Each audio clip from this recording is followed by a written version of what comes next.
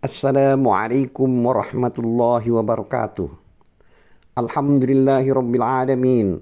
Wassalatu wassalamu ala asrafil mursalin Sayyidina Muhammad wa ala alihi wa sahbihi ajma'in. Amma ba'du. Hadis Muslim nomor 1778. Artinya, diriwayatkan dari Abu Musa radhiyallahu anhu, dia berkata, bila Rasulullah sallallahu alaihi wasallam didatangi oleh orang yang meminta sesuatu kebutuhan, beliau menghadap kepada orang yang duduk bersama beliau. Lalu beliau mengatakan, berikanlah pertolongan agar kalian saling memperoleh pahala. Dan semoga Allah melaksanakan apa yang disenanginya melalui ucapan nabinya. Hadis ini juga diriwayatkan oleh Al-Bukhari nomor hadis 1432.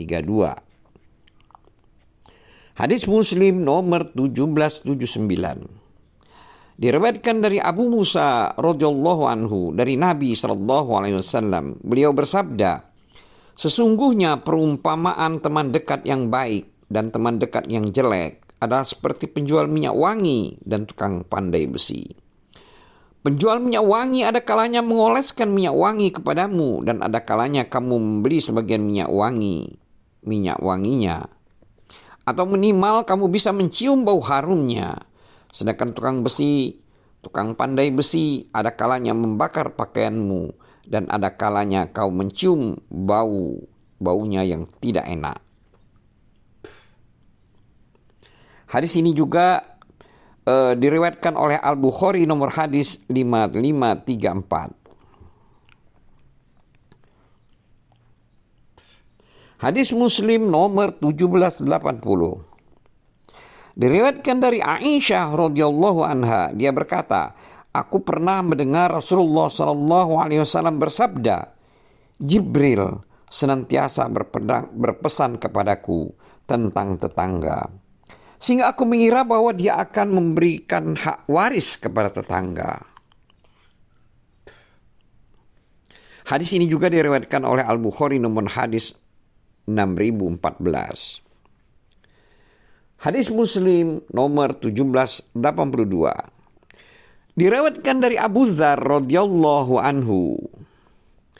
Dia berkata, kekasihku Rasulullah sallallahu alaihi wasallam berpesan kepadaku, bila kamu memasak kuah, perbanyaklah airnya, lalu berikan sebagiannya kepada tetanggamu, agar dengan itu kamu memperoleh kebaikan. Hadis Muslim nomor 1782. Diriwayatkan dari Abu Dzar radhiyallahu anhu, dia berkata, Nabi sallallahu alaihi wasallam pernah bersabda kepadaku, janganlah kamu meremehkan kebaikan sedikit pun, walaupun hanya berupa sikapmu dengan muka manis terhadap saudaramu sesama muslim. Hadis Muslim nomor 1783. Artinya, diriwayatkan dari Jarir radhiyallahu anhu. Dia berkata, aku pernah mendengar Nabi SAW bersabda, barang siapa dihindarkan dari sifat kasih sayang, berarti dia dijauhkan dari kebaikan. Hadis Muslim nomor 1784. Diriwayatkan dari Aisyah, istri Nabi SAW, bahwa sungguh Nabi SAW pernah bersabda, sesungguhnya kasih sayang itu tidaklah berada pada sesuatu melainkan membuatnya baik, dan kasih sayang tidaklah dicabut dari sesuatu melainkan membuatnya jelek. Sebagai keterangan, dengan kasih sayang segala sesuatu akan menjadi baik, dan tanpa kasih sayang segala sesuatu akan menjadi jelek. Hadis Muslim nomor 1785. Artinya, diriwayatkan dari Aisyah, istri Nabi SAW, bahwa Rasulullah SAW pernah bersabda, hai Aisyah, sesungguhnya Allah Maha Belas Kasih. Dia mencintai sikap belas kasih dan lemah lembut. Pada sikap belas kasih itu, Allah memberikan sesuatu yang tidak Dia berikan kepada sikap yang keras dan sikap lainnya. Hadis ini juga diriwayatkan oleh Al-Bukhari nomor hadis 6024. Hadis Muslim nomor 1786. Diriwayatkan dari Abu Sa'id Al-Khudri dari Abu Hurairah radhiyallahu anhu. Keduanya mengatakan, Rasulullah SAW pernah bersabda, ada orang yang selalu bersarung keunggulan dan berselendang kesombongan. Barang siapa menentangku, maka aku akan mengazabnya. Hadis Muslim nomor 1787, artinya diriwayatkan dari Abu Hurairah radhiyallahu anhu. Dia berkata, Nabi SAW pernah bersabda, ada 3 golongan yang kelak pada hari kiamat tidak mau berfirman kepada mereka. Allah tidak mau berfirman kepada mereka, tidak mau mensucikan mereka. Kata Abu Muawiyah, tidak mau melihat mereka, dan mereka akan mendapat azab yang pedih, yaitu orang tua yang berzina, penguasa yang berdusta, dan orang miskin yang sombong.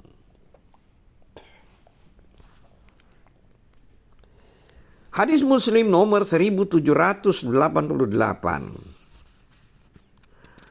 Artinya diriwayatkan dari Jundab radhiyallahu anhu bahwa Nabi SAW pernah menceritakan, ada seseorang mengatakan, demi Allah, Allah tidak mau mengampuni si fulan. Lalu Allah berfirman, siapa yang bersumpah dengan namaku bahwa aku tidak mau mengampuni si fulan? Sesungguhnya aku telah mengampuni si fulan dan menghapuskan amalmu. Atau sebagaimana yang telah diceritakan oleh Rasulullah SAW. Hadis Muslim nomor 1789. Diriwayatkan dari Aisyah radhiyallahu anha bahwa ada seseorang lelaki minta izin untuk masuk ke rumah Nabi SAW. Lalu beliau berkata kepada para sahabat di situ, izinkanlah dia masuk.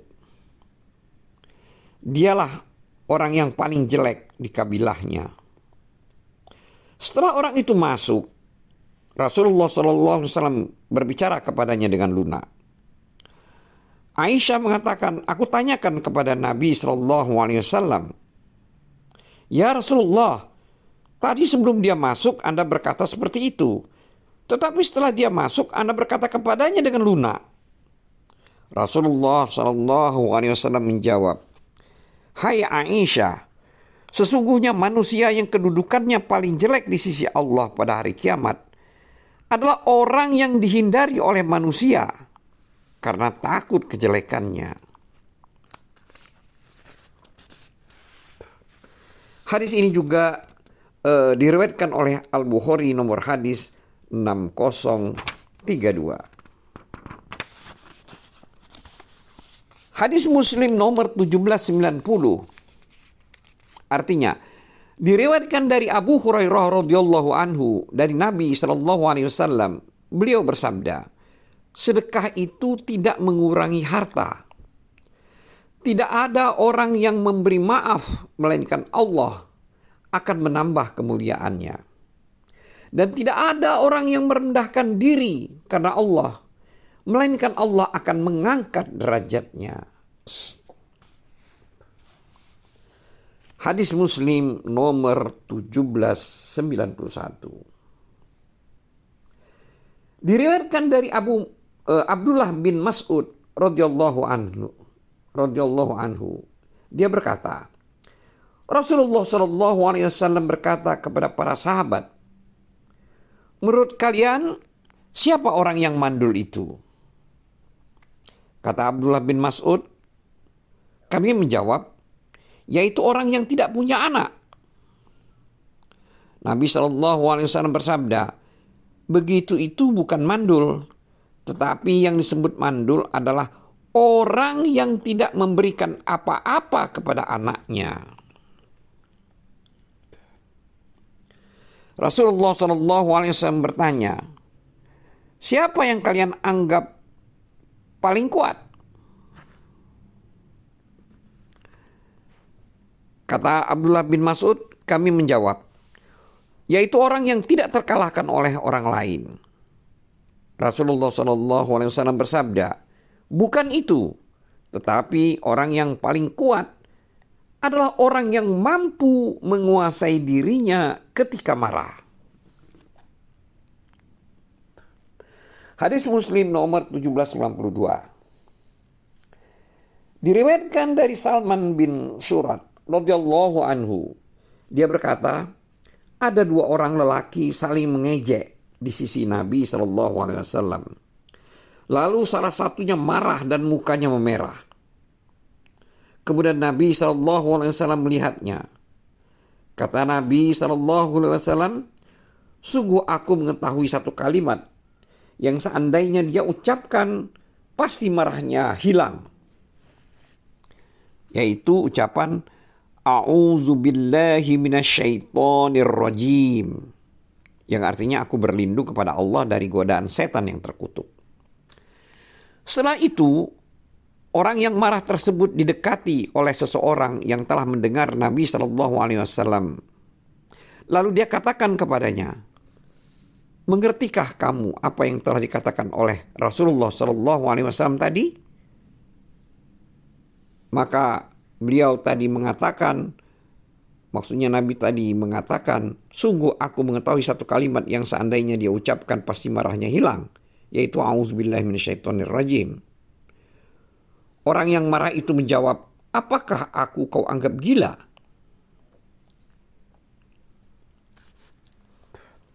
Hadis ini juga diriwayatkan oleh Al-Bukhari nomor hadis 6115.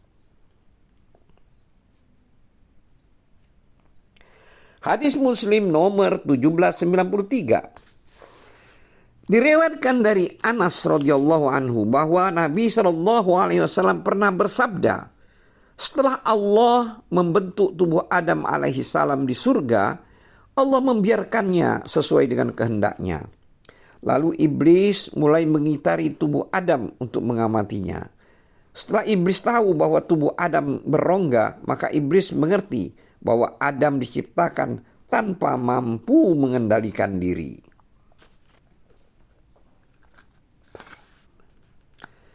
Hadis Muslim nomor 1794. Diriwayatkan dari An-Nawas bin Sam'an radhiyallahu anhu, dia berkata, saya tinggal bersama Rasulullah SAW di Madinah selama setahun. Aku tidak bisa berhijrah bersama Rasulullah SAW karena ada satu masalah. Seseorang dari kami apabila berhijrah biasanya tidak menanyakan tentang sesuatu kepada Nabi SAW. Lalu aku bertanya kepada beliau tentang kebaikan dan dosa. Maka Rasulullah SAW bersabda,